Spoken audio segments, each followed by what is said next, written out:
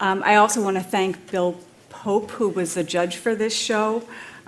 Bill, for those of you who don't know him, is the executive director of the Zullo Gallery in Medfield. And he spent a good time looking at all the paintings and has made his decisions. And so I'm going to begin with that. The first painting we're going to announce are the honorable mentions. And the first one goes to Joanna Dole for Looking West on Harrison Avenue.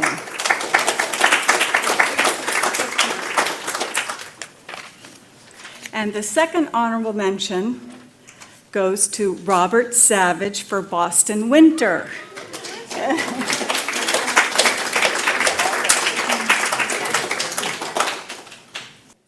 Actually, I made a mistake and forgot the judge did make a few comments on some of the paintings, and one of the comments that he made about Bob's painting was, love the monochromatic vision of Boston, straight dark bridge and curvy snow on the Charles, and a lone boat with a red buoy, perfect. And on Joanna's painting, his comment was, highly energetic, great use of light and composition in a complex setting. And the next honorable mention goes to Lucy Sir for her painting, Blaze of Glory.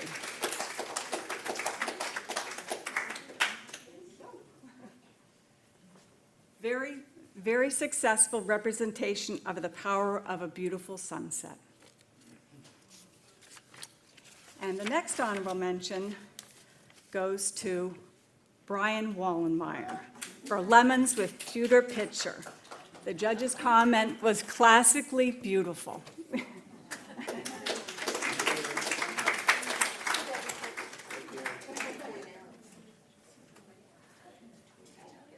That was a nice surprise for Brian. And the next award is third place, and that goes to Yvonne Unger for Hang to Dry.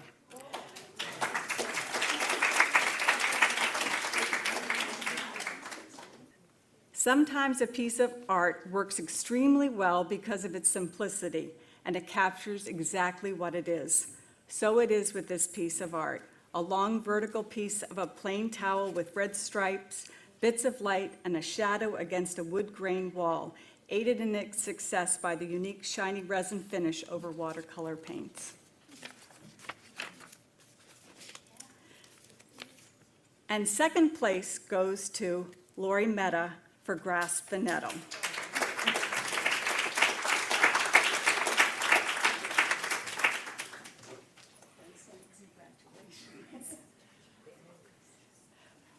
The flowered imagery on the scarf draws you in, and your eye quickly moves to the arm holding it, as the individual whose face you don't see walks towards an area in the shadows. Mystery, beauty, and courage, a truly captivating piece.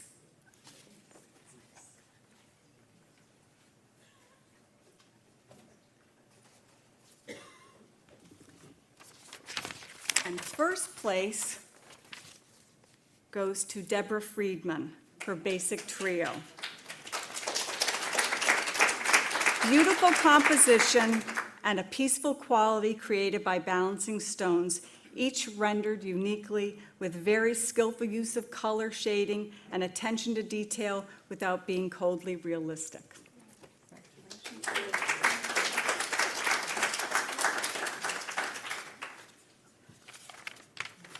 And finally, there are two additional awards that are given only at the library show. The first one is the Yale Nichols Award for the Best Interpretation of the Natural World. And that award goes to Cora Ainge for Beach Cottage.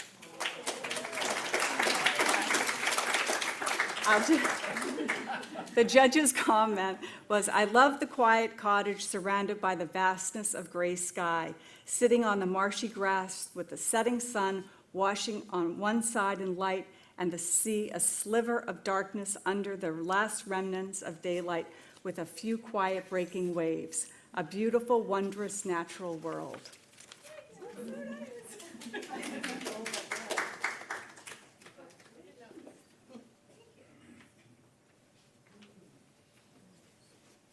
And finally, the Margaret Fitzwilliam Award for Excellence in Watercolor goes to Nan Rumpf. This painting is a joyous representation of nature using deep blues and greens with flashes, dashes, and dots of white with highlights in orange and red, motion and stillness existing in a gorgeous dance of sea, sky, and land. Congratulations.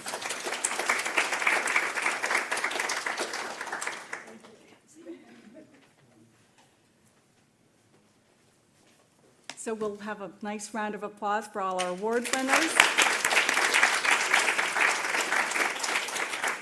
Thank you all. And I just want to mention, at the end of the program, we're going to have a raffle drawing. We have some new wave products and a book about creativity, and it's a free raffle, so if you would like to participate and haven't gotten a raffle ticket, raise your hand, and Brian will go around and make sure that everyone gets a raffle ticket before the end, and the drawing will be actually at the end of the program, so make sure you get a raffle ticket. So without further ado, Brian is going to introduce Julie Beck, our program.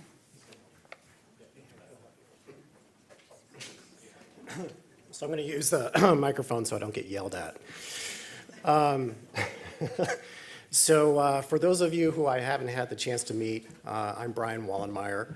I'm new to the WSA this year, and I also serve as its treasurer.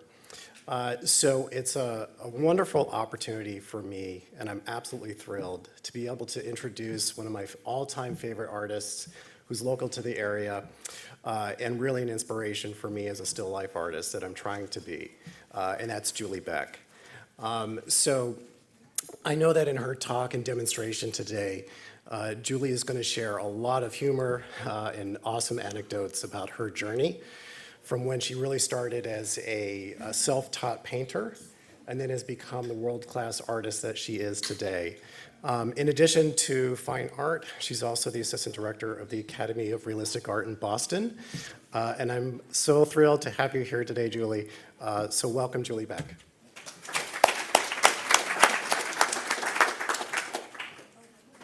That's a lot to live up to. I hope I don't disappoint. Hi, everybody. I'm also very loud, so I don't know if I should turn this kind of away. Hi, everybody. I'm Julie Beck, as Brian just introduced me. And so this talk is kind of like a version of what I've given before in general. And it's going to be very casual, so please feel free to interrupt because my goal is to make you so enchanted by my talking that I won't have time to physically demo because it's stressful to paint in front of people, but I will do it. Okay, so what I'm going to do is just share a little bit about myself and my journey, kind of how I got to be where I am now, but also somewhat what I call game-changing information. So I was a self-taught painter up until I was about 30, and I moved up to Boston. And I discovered the school that I now teach at and run. And it really completely opened my eyes to what I had been missing out on. Not that being self-taught is a bad thing. I think it's, obviously there's like, a lot of the information I'm probably gonna share today, it seems like most of you probably know this information or are just like naturally good at it. I came from a place where I was not naturally skilled. I wasn't the art kid in high school. I wasn't like, you know, always championed or getting awards when I was younger. And I always wanted to be, but I wasn't. So I ended up with a degree in mathematics and engineering. And then I had a 10-year stint as a graphic designer, video editor. But the whole time I was like painting, and I was working to the point in which I kind of hit a wall. And that's kind of the journey I'm gonna take you on today. It's a very short journey. But please feel free to interrupt. If I'm going over like information or things and you have questions, I'm totally happy to stop and answer those questions. So I'm calling this Leveling Up because I'm actually thinking about doing a workshop focused on this information where people come in and kind of work through exercises relating to the information. But this to me was the information that totally changed the game for me in terms of painting and realism. Most of what I'm going to be talking about is focusing on realism to some degree, but all of the elements actually have abstract applications and are actually abstract concepts. So it's kind of an umbrella of the visual art experience, but I use those tools specific to realism, okay? Okay, so this is from 1981 to 2011 journey. Being an artist was not a reasonable career choice, if you ask my financial planning parents. And looking back, I can understand why. And that's because my work really was kind of standard and like not good. So they were like, maybe that should be your hobby and you should go to school for something more reasonable. Understandable now, but back then I was like, you know, why do you have to make my life hard, Mom? And so I went to school for engineering. This actually ties in later on. Engineering has kind of relationship to the information that we're going to be talking about. I struggled up until I was about 30 and found the school. I was, you know, really hitting a wall. And like I started out, and I actually think that I also want to make a side plug to organizations like you guys are a part of right now. So these organizations, I think, are crucial in many ways. And one of those ways is we as artists often feel like we're making work in a vacuum, right? I work in a very dark studio with, with blinders on, and what we do is very, very solitary. But so much of the motivation and encouragement has come from other people and a community of artists. So I do think that an organization like this and putting on shows like this is so crucial and motivating for people who like to connect with other people and just have opportunities to show and to share your work. So I think the show looks fantastic, and I do think that, connecting yourself with other people who are either like-minded, but just creative individuals in general is so helpful. And I found that was really what kind of kept me making, even when I wasn't making work I was super psyched about. And so I did start out by just selling like $50 paintings on Etsy when that was first a thing. And that's where I started, like literally from the ground up. And I was excited to like sell a $50 painting and ship it to somebody. And I still have people who bought those paintings who like email me and send me pictures of them, which is really cool. So that's up until about 2001. And this is kind of like, this was very early Julie. This was very, I was really hitting a wall. I was like, this is all I could do. This was like a still life in oil, and I quickly gave up on oil because I didn't know how to control it or what to do with it. And I went to acrylics, and then I was I didn't know what I was doing. I was so frustrated with maybe the technical side or like how to do or what to do, that it was like doing complex stuff was like completely out of the ballpark. You can see I'm still relatively simple with what I'm doing. And I have to say that cup was probably the pinnacle of what I was capable of. And at the time, I was very happy with it. But I knew I could go to museums and see what else was being done. I could look at other people's artwork and say, how are they doing this? And I felt like I was just, maybe just people were born with it. Maybe they just know how to do it naturally. And some people do, Sargent, come on, he was doing stuff when he was like 18. Like that's unreasonable expectations for us regular people. So this is kind of what I was doing. I was working on stuff like how do you screw up a button? So it was like I was doing very comfortable things because I was so uncomfortable with my capabilities. So then I found the Academy of Realist Art Boston. I came to Boston. There's a surprise cat right there. And when I Googled it. I Googled art classes in Boston. And when I came for a tour, there was no question in my mind. Like literally, I tell the funny story, like the elevator opened and all this work was right in front of me. And I was like, I don't care if they tell me to shine their shoes. If I can do this at some point, I will do whatever they tell me to do. So I had drank the Kool-Aid very quickly because I could see that people coming to this school could do that. So that was like, I'm in, whatever I gotta do. I was still working full time. So I was taking maybe an evening class here or a day class there. I was freelance, I was flexible. So going back to like, this is that's how it started. And then these were my academic exercises. So a really big difference. And I was given the confidence of understanding everything I was doing. There was a reason for everything. I could very clearly tell you cause and effect. I understood my paints. I understood what was the problem with certain things. So this is what I was taught was a basic understanding. It wasn't how to make an amazing still life. It's here are the technical things. And it's really a school that focuses on the technical information and gives you a skill set and tools, okay? So, and I needed those. I didn't know how to draw on my own. I was doing a lot of tracing before. Not that tracing's bad. I'm totally an advocate for tracing. But I did it because I didn't know how to draw. And they forced me to learn how to draw. You have a question? Are these still acrylic or do you go? These are oils. So we only teach in oil. Yeah, we teach, our goal as a school is to have you be a competent, confident oil painter by the end. I've tried to like see if maybe watercolor could get in there too, but it's a whole different animal. It's very challenging for an oil painter to do watercolors. But the concepts are the same.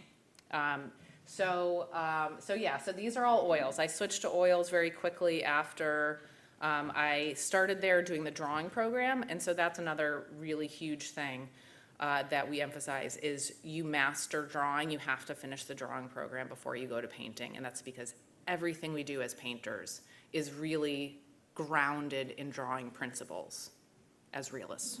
Okay. Abstract art is a little bit differently. Okay, so this is, it's a big jump, and I was so excited to see what I was capable of, and also it opened up possibilities of I can do anything I want in any context. So by my graduation piece, which is over here, my graduation piece was when I started bringing in invented elements. So the power of learning these fundamentals and this information not only allowed me to better do what I was already doing, but allowed me the freedom to take on any challenge, any concept, any approach, and feel confident about the jumping off point that I was coming from. All right? So that to me was like, the proof is in the pudding. So this is a little bit more, so this you can see this is my academic work. This is the work that I was doing as assignments. Now these are a little bit more elaborate than typical academic assignments at a school. That's also because I was teaching at that point. I was teaching at the school. I started to transition my life to being more art focused when I saw what I was capable of. And I wanted to immerse myself in that world because I truly believed in it. I drank the Kool-Aid and now I'm preaching the gospel of technical training. But it gave me the confidence that I needed. And so, academic exercises, one of the challenges that we as academically trained get is there's a lot of criticism to like, well, everybody's just gonna end up painting the same. And that is an absolute concern for people, but that's really up to the individual to start exploring their personal vision and decide what tools they're gonna maybe keep using and other tools they're just gonna throw away and decide not to use. And that's the beauty is you make the choice to do something a certain way rather than be limited by capabilities. So this is kind of what I'm doing now. I'm doing a lot more adding invented elements. I'm exploring narrative. I'm exploring personal statements and ideas and really just having fun. And I mean, that's kind of what a lot of us probably do this for is to have fun.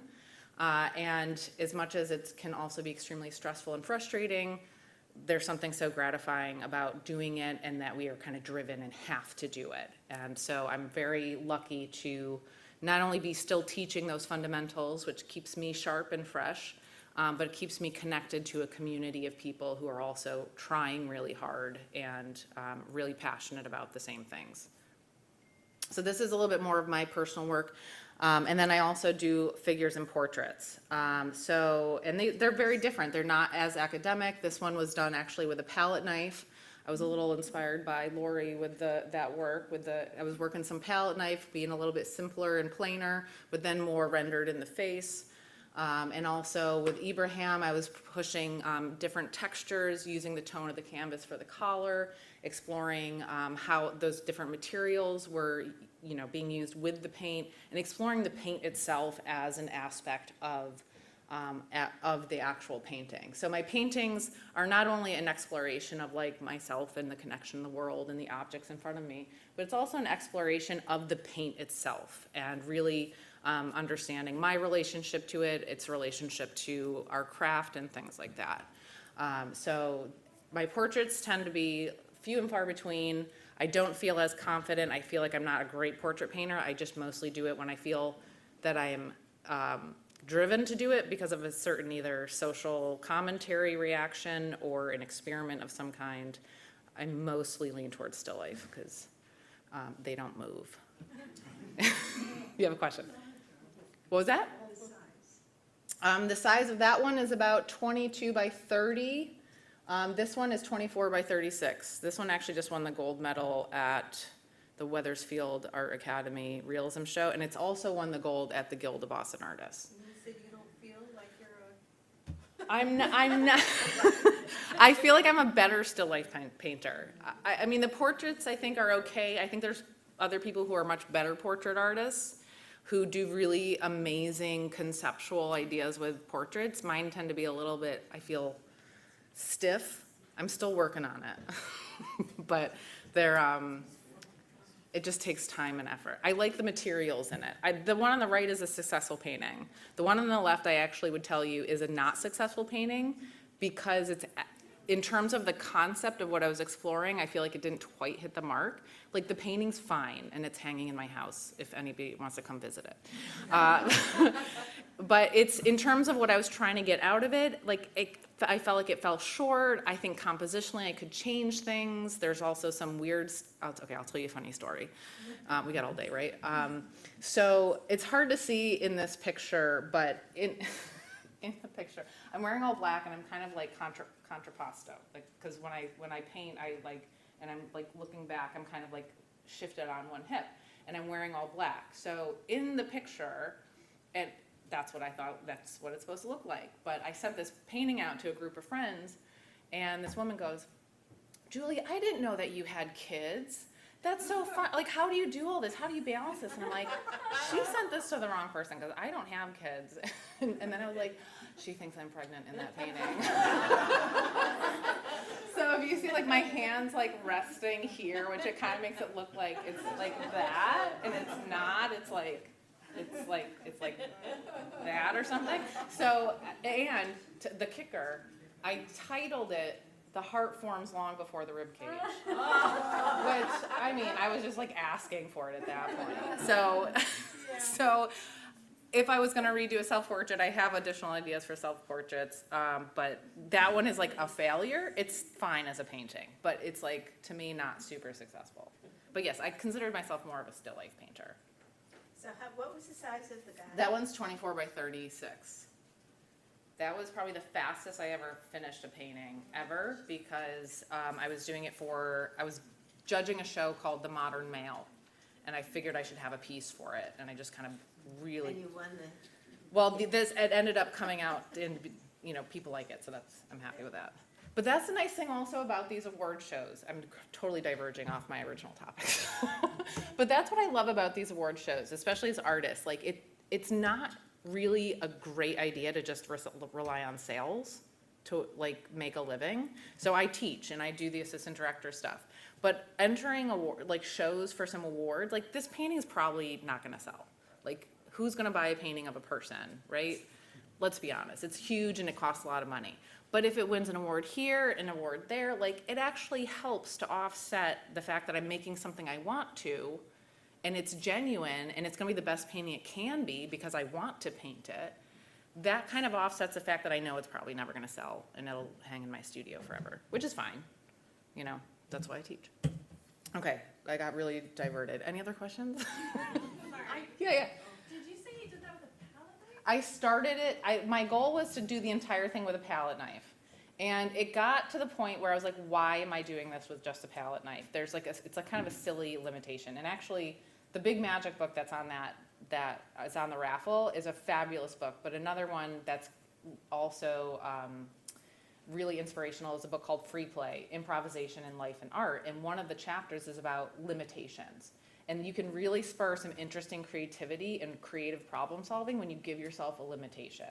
So sometimes I'll actually give myself an arbitrary limitation, and then I'll follow that path for that piece, and then I'll decide either, you know, by the end of it, well, that was like pointless, or maybe I got something out of it. So I ended up deciding not to finish it with a palette knife, but there are actually, like the hand is actually very planar, and I'm really happy at how interesting and fun the hand came out, overly simplified with a palette knife. But then with the face, I went like much more rendered with like a brush, and it's still kind of planar, like the ear has very graphic marks, but the skin on the face is much more smoothed out and rendered. Wow. Did you have a question? Oh, Yeah. Does that answer your question? Yeah. Yeah. I'm amazed. Yeah. You can also get very little palette knives. Like it's a palette knife, I swear. Do you always work on canvas or do you work on panels? So I prefer canvas panels. So this is a canvas panel. That is stretch canvas. I don't love stretch canvas because I find that not everybody else is as careful with my paintings as I am. And when I send them to galleries, the ones that have had the most kind of bumps and bruises have been stretch canvas. So I actually prefer canvas on panel. I don't like super, super slick, smooth canvas or panels because, oh, there we go. Thank you. I don't really love super, super smooth panels because part of what I like about still life is that textures, right? And I don't want to like literally paint every tiny little dot. So I use the canvas texture as a way to simulate or use the paint to actually like drag across or use it in a certain way to create like a canvas texture, or when I'm doing like rock or something, I'm not gonna just sit there and paint every tiny little dot. It might look like it from afar, but when you go up close, you can see I'm like suggesting textures using, well, this is, I'd like to see other people. That would be good, that's good. It's a little disorienting. Yeah, so I use the canvas to suggest textures. Like I'm using it to be lazy, honestly, because like I can suggest textures better than I want to like actually sit there and do like the threads on his sweatshirts. I can dry brush drag over a canvas and get that better executed. But are you gluing the canvas to the panel? Or I buy everything pre-made. I am not a do-it-yourselfer. I buy everything pre-made. Yeah, I do. I prefer to use like a oil prime panel linen glued to a surface. So right now my preferred vendor for that is Artifacts. They have ACM. It's that metal backing, which that color study might be on the back of. There's also Jerry's Artorama has a really great brand called Raphael oil prime linen panels. It's the same canvas, just glued to some wood. And Raymar has some good options too. Like those are my favorite panels. But I like it because like the stretch canvas, it's just too like, you know, there's too many variables and I don't want to deal with stretching a canvas. I like to buy my stuff. I understand you don't do a lot of portraits. His face looks like he's thinking about something. The person, I'm assuming if you used a model. I did. Did you ask him to think about something? Oh, good question. I mean, It's a good question. So I can actually go over like my portrait process for if I'm painting somebody else. And actually I'm gonna get to like kind of something that relates to that. So when I get to that, I'll kind of go more into like the process with that model. Okay, in your composition. Yeah. Your layered artwork in the background. yes. How did you come to do that With the guy with the layered artwork in the background? It's, or this one? no, the guy. This, it's his artwork. Oh, that's his artwork? Yeah. Because it just adds so much. So I can address that at the same time because it's part to do with the process of like doing the photo shoot. Yeah, and then I do a whole color study, but I'll go over all that. Okay, so I'll get into so any other questions? So this is just the work I do now. Again, I'm mostly a still life painter, but every so often I feel compelled to do a portrait painting. Okay. All right, so let's just get to the game-changing information. I'm gonna, like, 1 and 2, like, just learn how, you gotta learn how to draw. Like, that's, there's no shortcut for that. So I'm not gonna go over that information, but there, you know, our approach at the school is very structured, and it's not, and the big thing I also wanna get across is, it's not about doing things perfectly.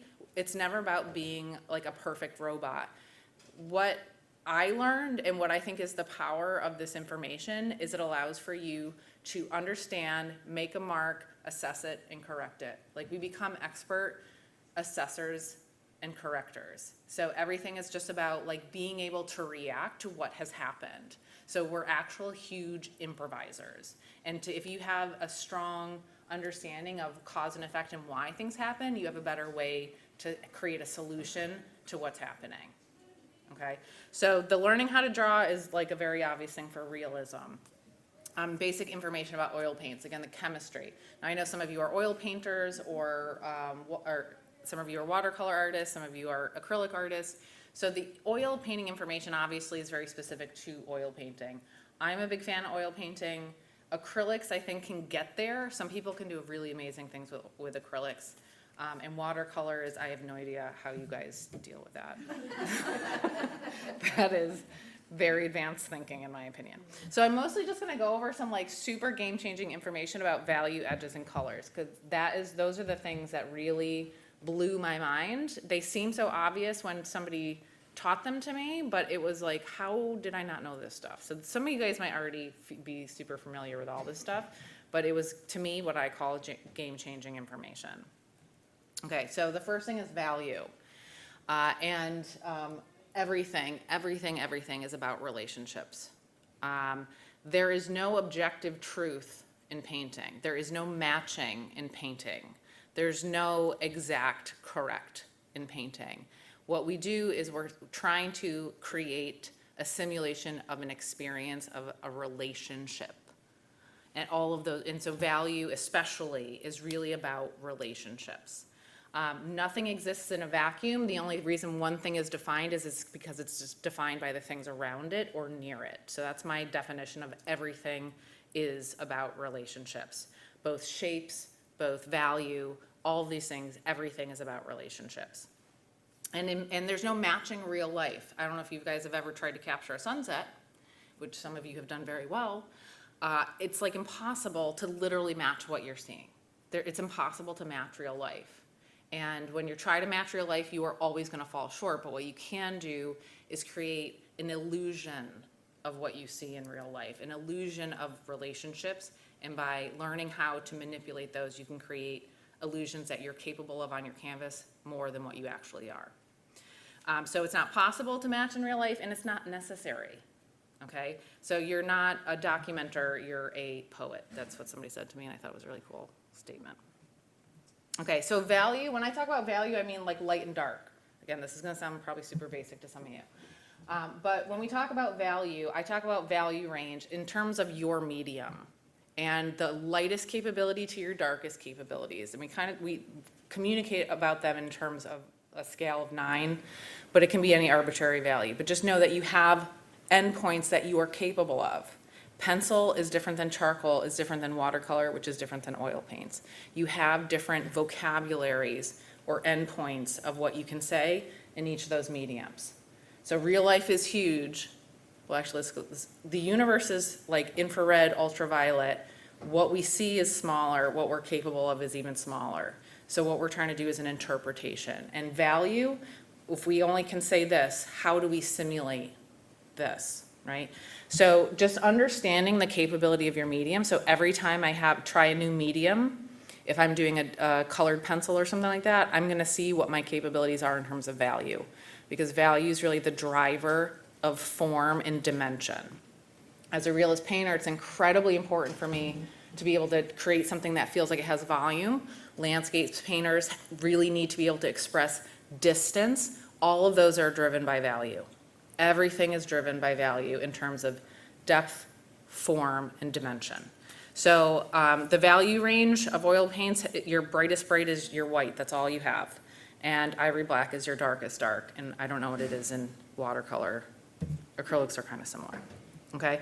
So this right here was huge, that somebody explained to me. It's called light logic. And you can do a ton of research on it, but it's these basic rules of how light works on form.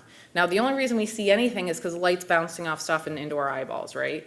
So in order for us to be able to execute on a canvas something that looks dimensional, we have to understand the physics, getting back to that math and engineering, the physics of how light works, right? If we understand that, we can just simulate or make something up, right? If we understand how light works on a single light source, works on form, we can understand how the sun and or the ambient light of the sky works in a landscape painting. It's all related.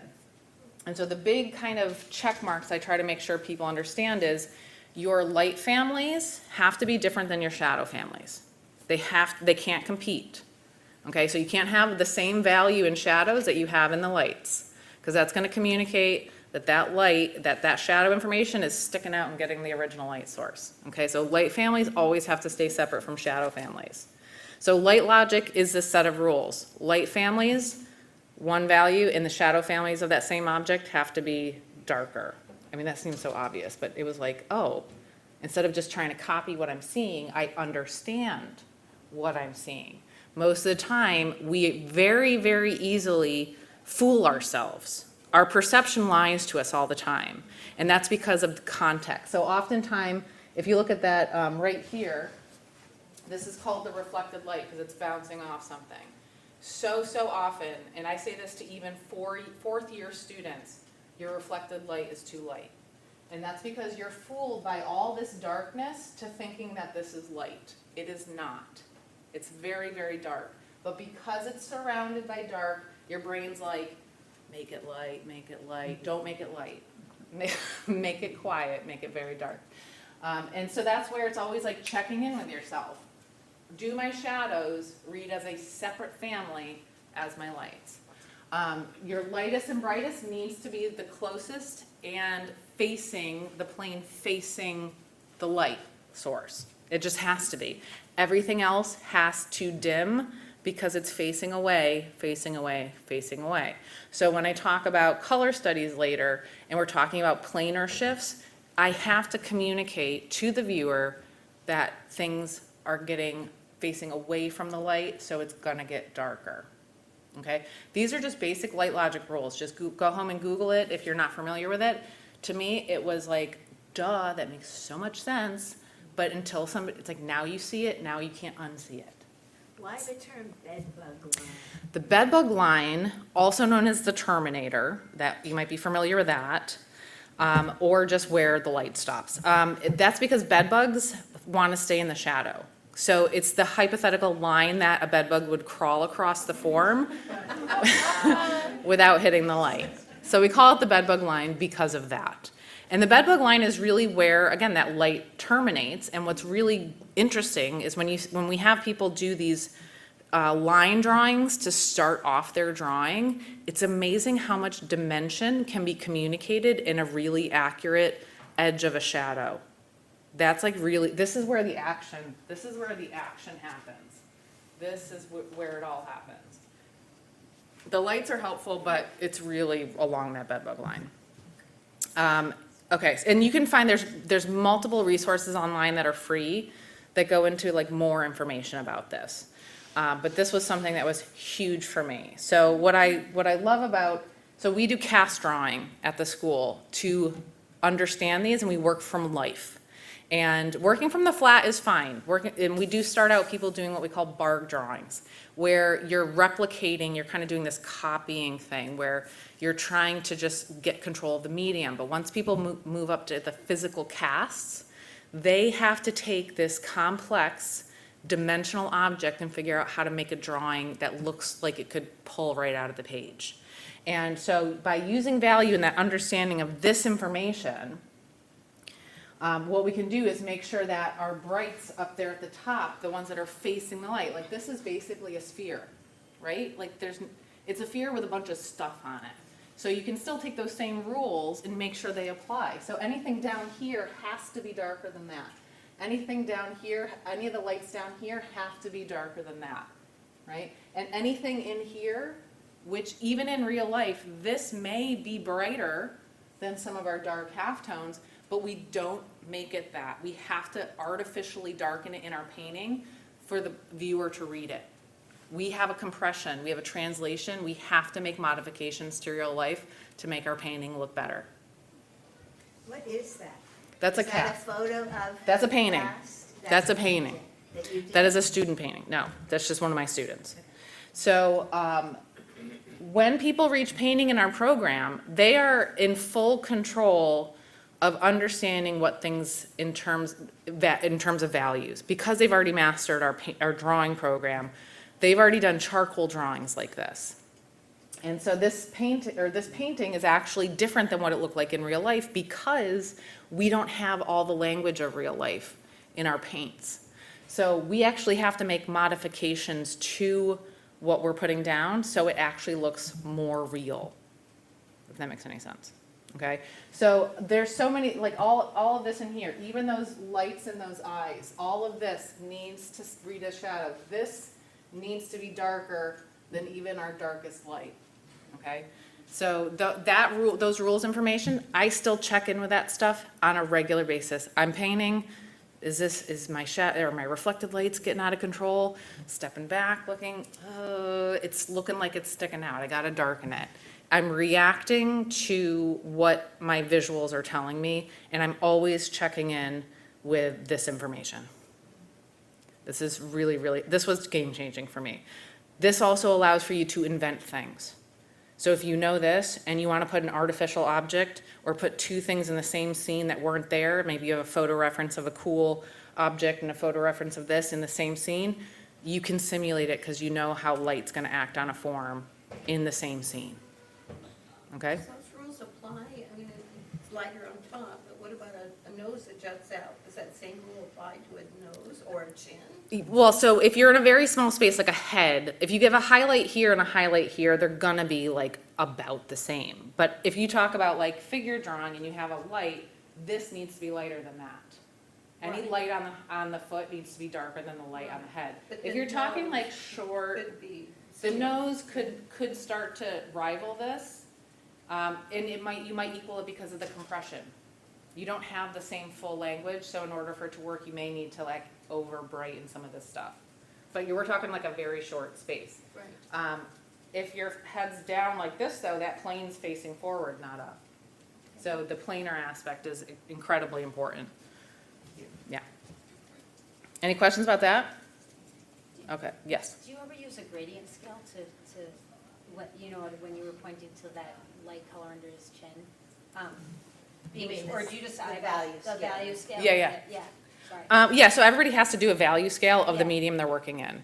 I mean, I did one like forever ago, but like I just know like on my palette, if I have my white there and my ivory black on the other side, like that's it. That's all I got for value language. Like that's it. Make sense? Okay. Okay, that's it for value. But honestly, the light logic stuff was like huge. And we start to learn that information in the first year.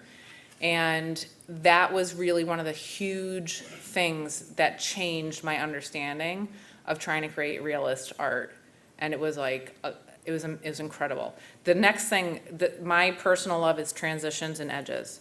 So when we go around and as teachers, we're all teaching the same stuff, but we each have different priorities. And one of mine is transitions, because this is something that really made a huge difference. Because I thought the more detail I get into something, the more real it's gonna look, right? That seems obvious.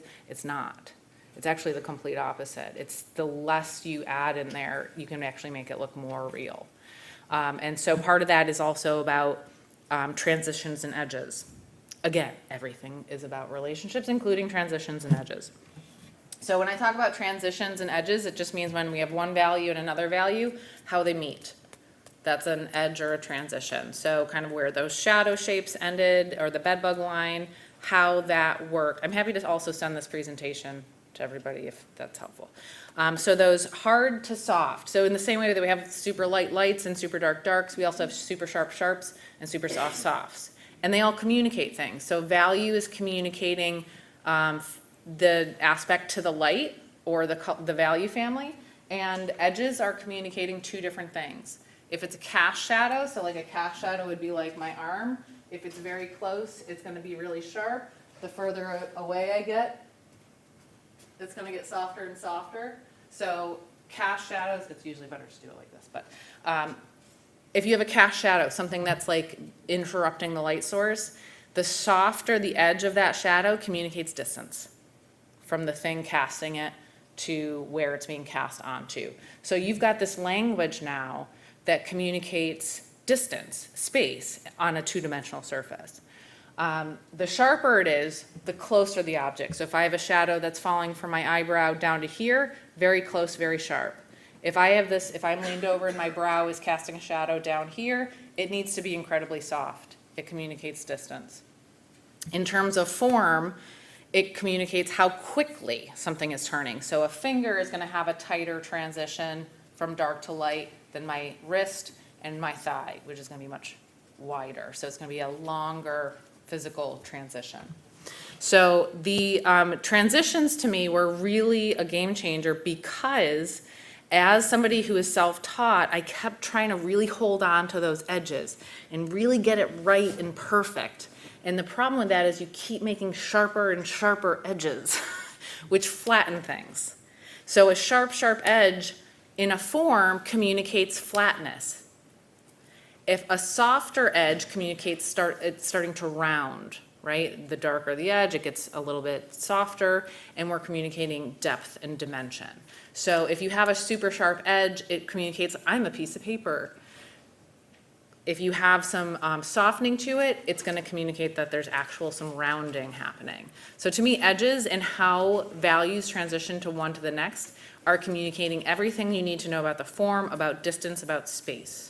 And it's going to be the same thing for landscape. You know, I'm going to go over kind of like the different check boxes of what those things denote in terms of both value and transitions.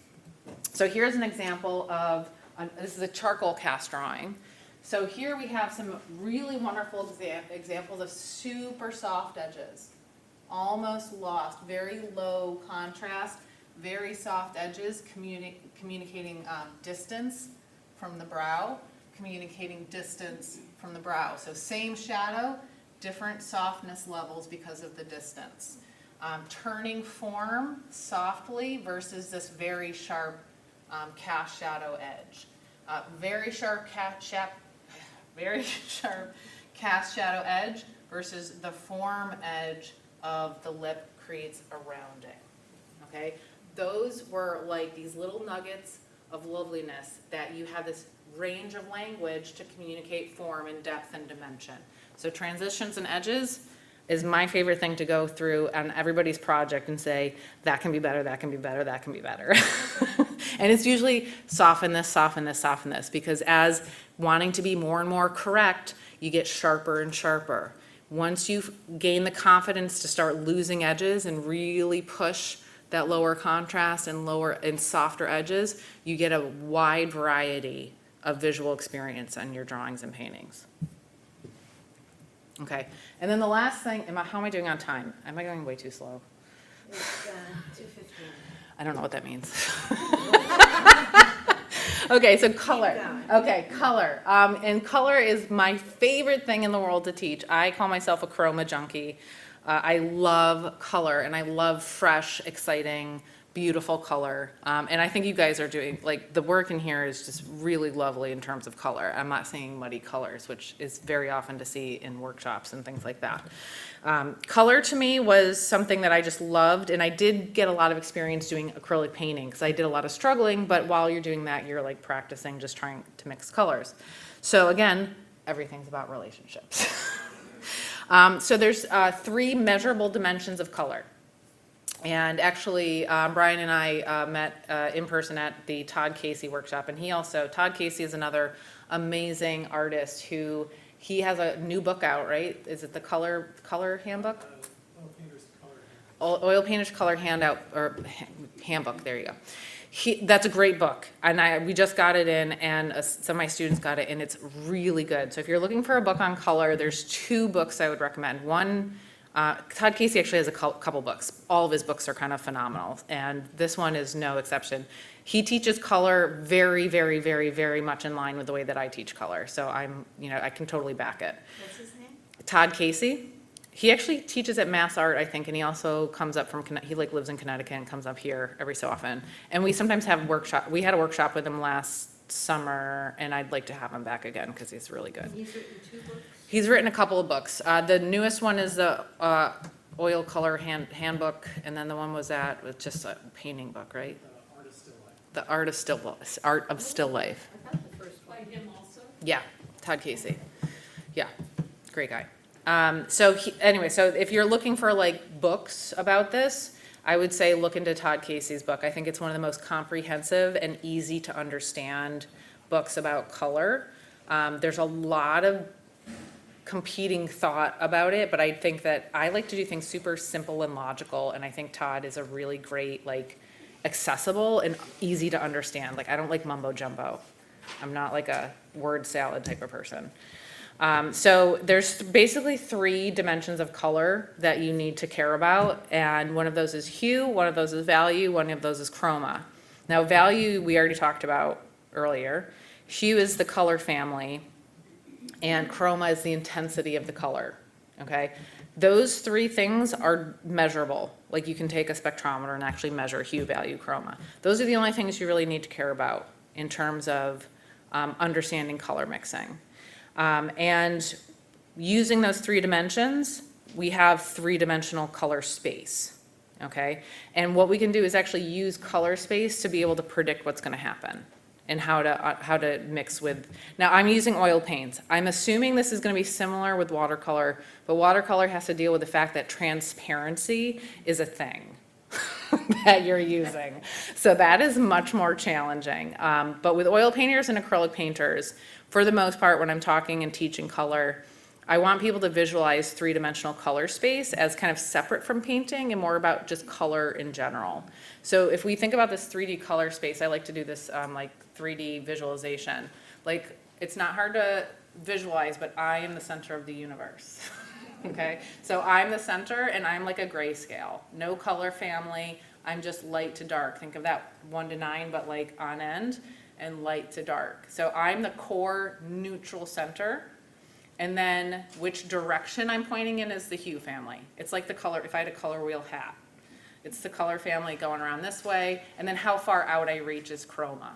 So if you can visualize that color space, and you can point to where one tube of paint is and another tube of paint is, if you mix them, they're gonna end up someplace here, lower in chroma because it's a little bit closer. It's gonna be between the two in hue. It's visualizing kind of what the cause and effect of these 2 colors are gonna end up somewhere in between those in a straight line.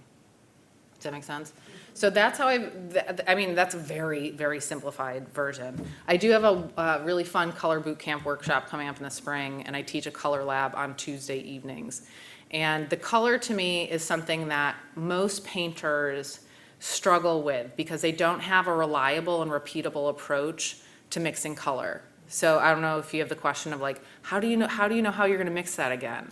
I don't have that fear because I know that there's infinite number of ways of hitting the same color and you will get there, and there's only 9 paints on your palette, so it's in there someplace, right? So I have total confidence. I don't need to worry about that because I just know I can match a color I've made before perfectly with no issues. So that to me was like a really powerful tool of being able to explain and understand why colors get muddy. It's because if you're mixing a bunch of colors on the canvas and you don't really know what's going on, they're all going to end up towards the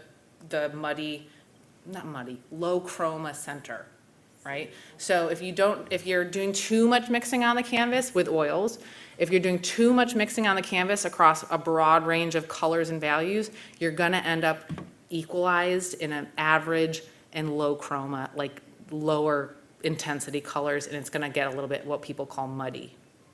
Okay, so I'd love to see some of you at the color boot camp if you're interested.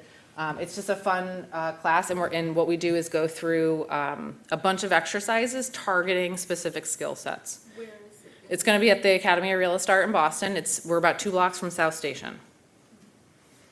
And if anybody ever wants to come for a tour and just say hi and see the space and just, hang out or whatever, we're always there. It's a great community. But yeah, so this is color space. It's this 3-dimensional space that can give you an idea of, like, if I have this color mixture and it's about here and I add that's going to bring it over here. You can visualize where things are going to end up. And that's kind of what it looks like from a cross section. You can see how these are all the same value, but they just get grayer.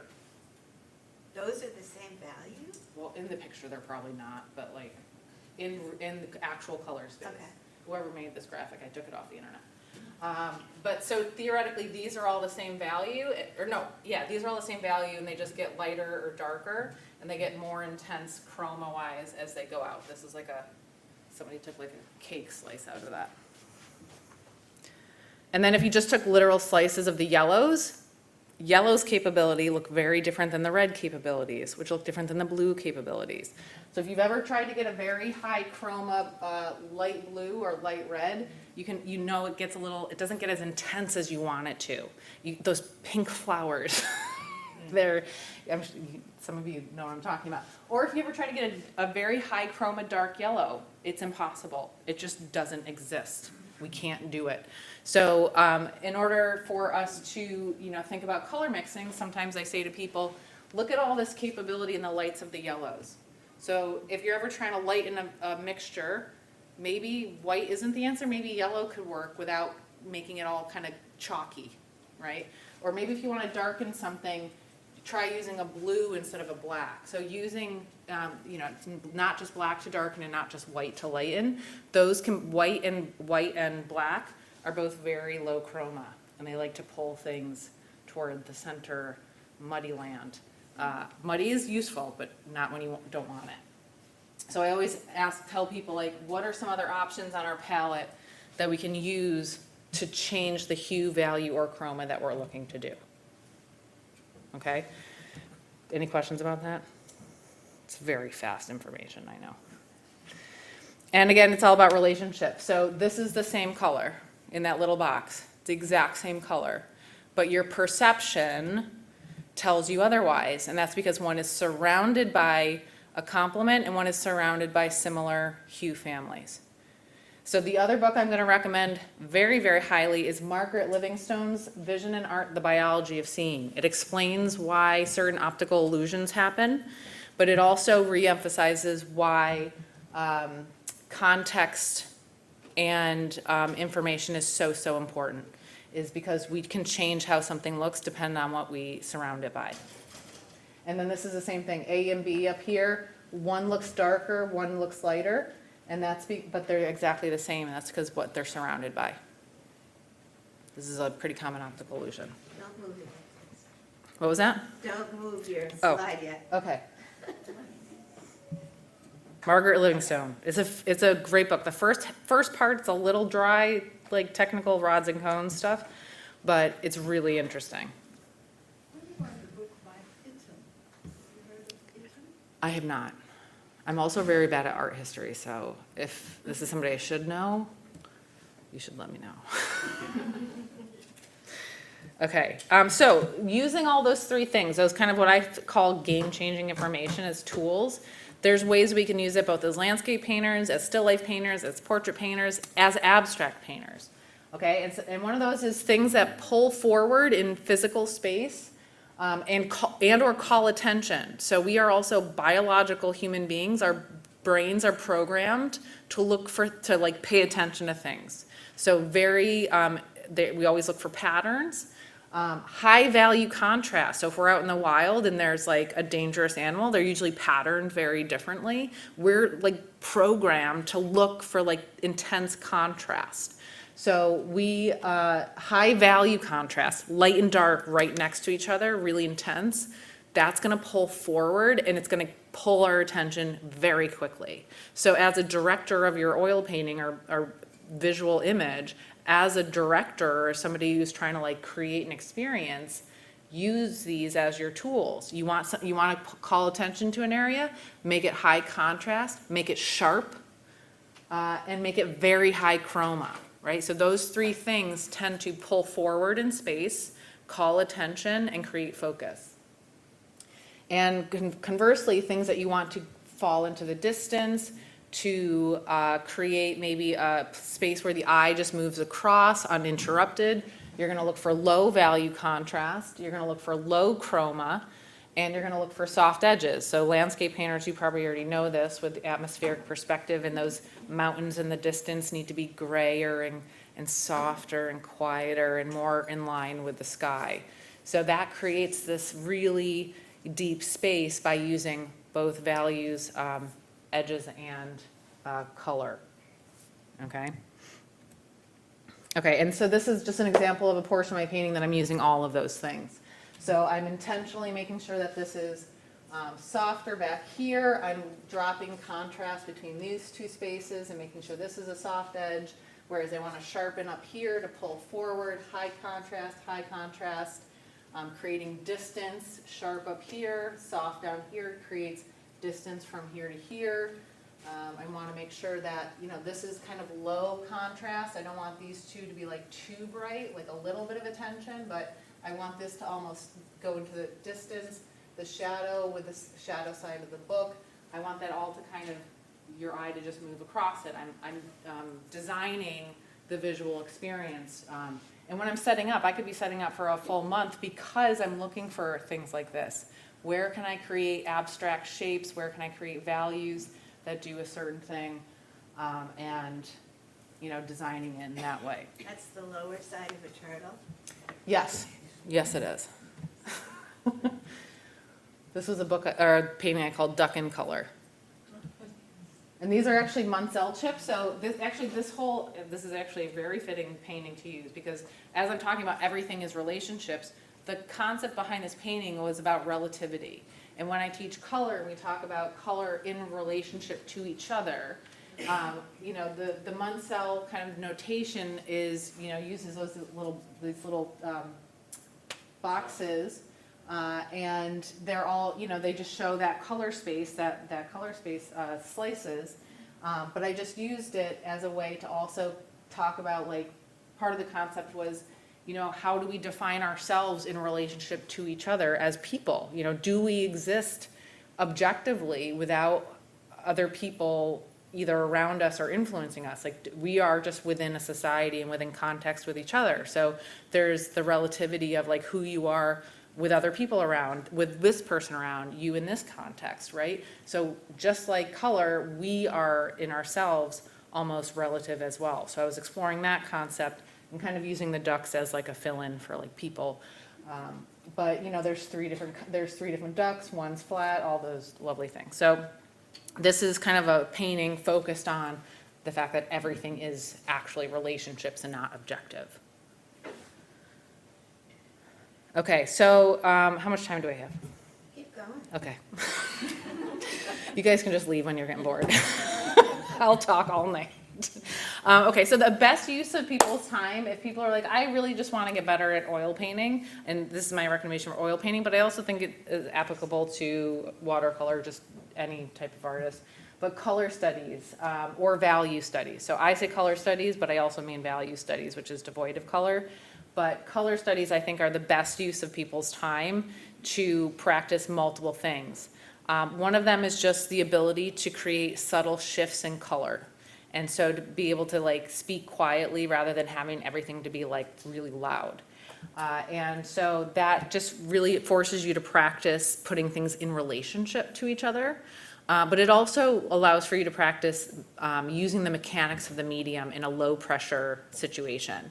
So as much as I'm always a big fan of everybody making their masterpiece, I also think that there's, especially when you're trying to learn, there's a reasonable amount of challenges to give yourself at any given time.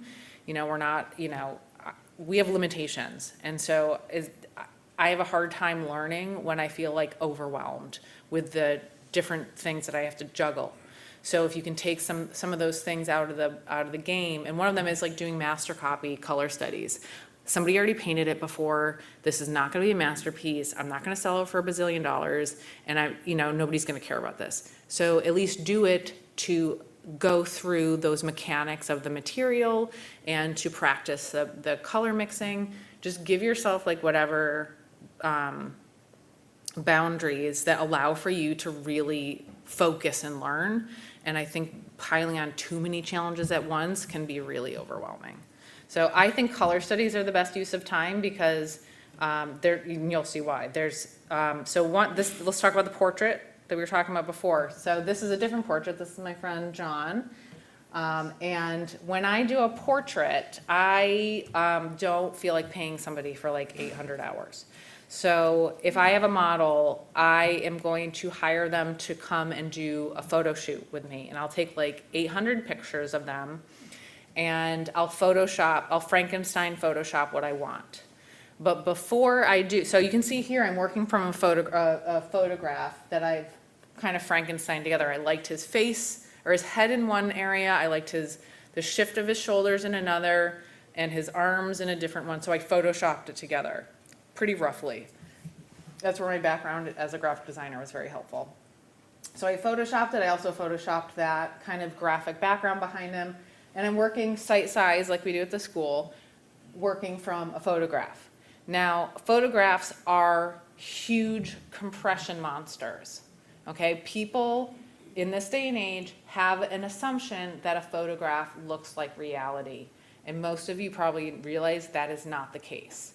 Photographs are horrible compression monsters. They take out so much information. They can be great resources to work from, but if you pair that with understanding what happens in real life, then they can be powerful tools. But if you're only working from photographs, you're limiting what you're seeing, okay? So photographs, I mean, there are some amazing photographers who can actually make it look more like reality, but if I'm taking a picture, it looks like crap. Like it does not look anywhere close to like what it looks like in reality. So I'm taking this, usually the lights are blown out, the shadows seem all compressed. So even here, it looks like you can't even tell the difference between his beard and the shadow. But when I did a color study from life, I hired him for like, 4 or 5 hours. I did a color study from life, and I could actually feel out the actual relationships that I saw in real life. I could see the information in the shadows and explain it a little bit more. I could see where there were value shifts in his skin tones and that some of them were more violet. And I'm doing a little bit of exaggeration to inform myself, but this is like my Cliff's Notes. This is like my outline of like, okay, this needs to happen, my values need to work. The plane from here needs to be lighter than the plane from here, whereas on the picture, it's not that obvious. So I use that for my color and value information and that for my drawing information. So that answers kind of your question. I'm taking photograph after photo. I have like probably 200 photographs from that session, and I found the elements I like and I piece it together. Okay, and then your question had to do something with that? Didn't you ask a question about the portraits? Mine was about the composition of the background that you were layering. Oh, right, okay. So that one was, it was Photoshopping. So like I had taken a picture and his painting was off to the side a little bit, and I liked it. I liked it how it worked into, because it had his hands and they were right behind him. So then in Photoshop, I just shifted it behind him. Somebody else was asking, you might ask them to think about something. Oh, the thinking about something, yes. Not really. I mean, it's more of like, it takes some time to like get comfortable and we start talking about stuff. So usually we're in conversation when he's doing the modeling. So I'll have the camera there and I'll just be like talking to him and getting him to like react or like he'll think about something or like, well, what do you think about that? And like that second that he's like, going, Yeah. he's in his head. That one also looks like he's. Right, yeah, him definitely, because like I don't even remember specifically what we were talking about. But so I was like, I didn't want him looking straight at me because that's very aggressive sometimes, like if it's staring, which I want that sometimes. But for this one I didn't. I wanted him to be a little bit unaware of like kind of what was happening right in front of him. And so I'm in conversation. I do need to dialogue. I do want to get like a genuine reaction or a genuine kind of like moment where it's not staged. I do still feel like like I said, I think my portraits feel a little stiff, but I think that's a little bit more of like the body. I think the faces, I feel pretty good about how they look and feel. But the bodies, I think I have a little bit more stiffness, and in this one you don't really see that much. But yeah. Okay, so the color study was so important for this because it allowed for me to really see the subtleties of real life, right? So, and that's what I want to get across in a portrait is like those subtleties. And for this painting, I did hire him at the very end to come in and model for me under the same lighting so I could finish the painting from life. Is that the finished painting behind you? No, the finished painting is, I can pull the, actually, So why all that dark yellow on his face? What did that dark show yellow. you? Let's see, what year was that? There he is.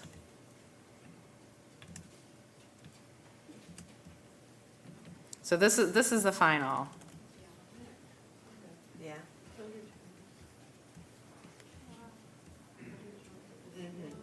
So you can see how that color study really influenced like that violet bridge Yes. of the nose, and there's like a little yellow, like a brighter yellow here, really soft and subtle in here. So that, that color study was so helpful. It was, because if not, if I go by the picture, it all looks the same. It all looks like the same hue. It looks like the same value, and it just totally flattens it. And so many people are used to like assuming that photographs are like reality. And the more you kind of at least work from life or see doing color studies from life, you start to see there's a pattern to life. There's a pattern to light and color. And each person has their own kind of color scheme, So, John's Greek, he has, very, it looks very different up here than it does down here. But, yeah. That's beautiful. Yeah, it is. Do Isn't you show the it? pictures and paintings to the? Oh, John's actually one of the instructors at the school. Oh, He's, I actually painted 2 paintings of him, and one of them sold very quickly. I love how you did his hair. Beard too, his mouth, everything's beautiful. He's a very beautiful man. If you weren't using yellow and the violet, what might you choose as other color choices to give you that same value, that same look? If you were choosing, say, a blue or a red or something, what else would you do instead of that maybe? If you were, Well, I mean, the value is key there. yeah. It's more important that the values are working, so I could have made that violet more of a gray, blue-gray, and then I would have to make those lights something that works in relationship to that color. Like, I couldn't go green in the lights and then purple in the shadows, because that doesn't really, like, they don't make sense together. So, like, when you do things in relationship, the value should be your main driver, because that's creating dimension and form.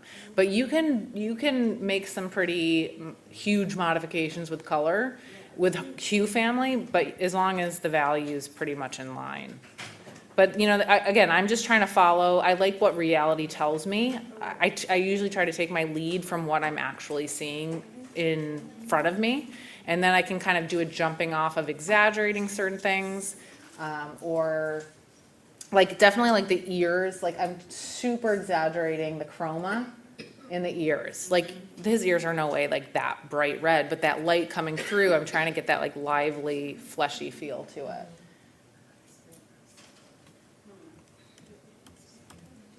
And if you want to come see this painting in person at the school with John standing next to it, it's there. His beard's a little bit bigger right now, but yeah, so the painting's called Are We Men or Are We Comets? Are we men or are we? Comets. It's a whole thing I can go into at some other time. Okay, so this is the color study for this portrait, right? So that was so helpful. And I did the same thing with that other painting of Ibrahim, which is I didn't have the money or time to have him come and work from life. So I Frankenstein a bunch of stuff. The one downside was I think I photoshopped one hand smaller than the other hand. Only you and I know this. So I think one hand's a little too small. But the color, I did a color study from life, and it really drove me to, like, when I was finishing up the painting, I would check in and say, I think I've gotten a little too uniform here. In my color study, it says it should be cooler on this side and pinker on this side. So I would push that in the painting, because the color study told me that's what I should be kind of coming back to. Another way that I do this is, so this is a painting I brought here, but like this was the physical setup in my studio, and I obviously don't own a Monet painting. So I photoshopped it, and then when I did the color study, it allowed for me to tell myself, you need to make the background darker so the ducks push forward, you need to make sure you do this. So, and it also allowed for me to decide not to put that shadow from the sailor on the background because it flattened it. So I decided in the color study to just get rid of the whole shadow on the background right here, because it just wasn't like making any sense. So I discover a lot of stuff doing this.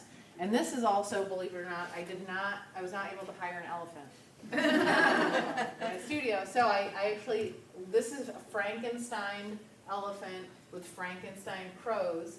I have this black and white, huge, 3 foot by 3 foot for the drawing. And then for the colors, all I did was explore colors in a color study based on that light logic information we talked about earlier. I knew that if the light source is coming from one direction, all my values on the other side need to be darker, and I need to make sure that maybe the color families of the lights are gonna feel warmer, and the color families and the shadows are gonna feel cooler. Just based on that information, I can invent almost anything. Okay, and they all came from different random sources, and for all I know, those crows are ravens, and some are ravens, and some are crows, and I don't even know. I just hope nobody calls me out on that at some point. Well, it doesn't even matter. Yeah, so the color studies, super useful to like figure out stuff and not feel like you're gonna ruin your big painting, right? It's basically like all the prep work, I call prep work self-care. Like you're doing stuff ahead of time so that when you go to do the big thing, you're like, I know exactly what to do and how it's gonna look. And I think what you said about the hand sizes, that doesn't even matter. No, nobody's gonna notice. No one's gonna notice, it's all about your focal point. Exactly, Yeah. exactly. I know, so it annoys me, but, you Yeah. know. And then this is another example where I photoshopped it. You can see I'm working from an iPad for some of the information. This is like an ode to Renee Magritte. And so that was my physical setup. I couldn't put the train in there, so I just had to put it off to the side. Color study combines it all in terms of values and color, and then I can go do the big one and feel much more confident about it.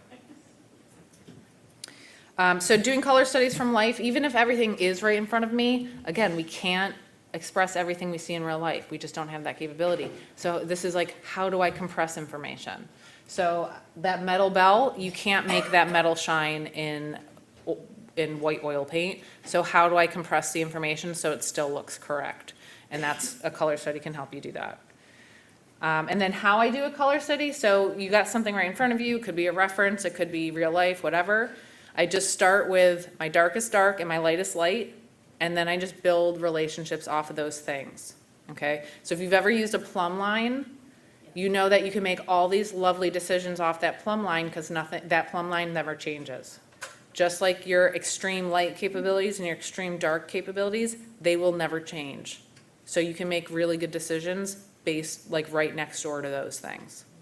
Okay, so you're working with your extremes and all the relationships have to smash in between there. So if you make decisions off of non-changing things, they're gonna be more accurate. So you can, This is amazing. so that's where like I'm plopping in the highlights, plopping in the darkest dark, and I'm looking for things like, you know, the reflections versus cast shadows, blah, blah, blah. And then I'm just gonna I just start building solid patches or mosaics or planes off of those known quantities. Then I bloom. I just bloom off those things. At some point they're gonna meet. I can go back and make changes, and I just kind of bloom off those decisions. It's all about cause and effect, and when things go down in relationship, I may rethink my original one, but at least I know that my key is not gonna change. And then I end up with a color study. So what was your finished thing up in the? Yeah, so that's a Peter Clay's master copy, so that's a printout of it, and I did a master copy of it for one of my online classes. So that's a color study, so that's my presentation. I went really long, I'm sorry.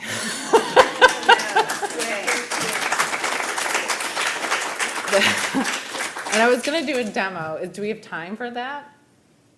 Well, It's totally up to you guys. I mean, I have nothing else going on today. I just have a husband at home waiting for me, but he's, you know. Well, what kind of? I mean, I was just, so what I was gonna do, was I was just gonna continue working on this color study. So, it already started, I'd started in my color lab class, and I do have my darkest dark and my lightest light down on it. And then I would just continue to, bloom decisions off of it, and kind of how I'm, you know, placing the opaque paint down. I'm not doing anything fancy with the paint, I'm not using any transparency, it's just fully opaque paint. And I do have pre-mixes, so I always start with pre-mixes. I don't start from the tubed paints, because they're too extreme. The tube paints are like super crazy, so I always start with pre-mixes that are approximations of things, and then I just make little side mixes off of that. So I already have some mixed up, and I'm happy to just like do some painting.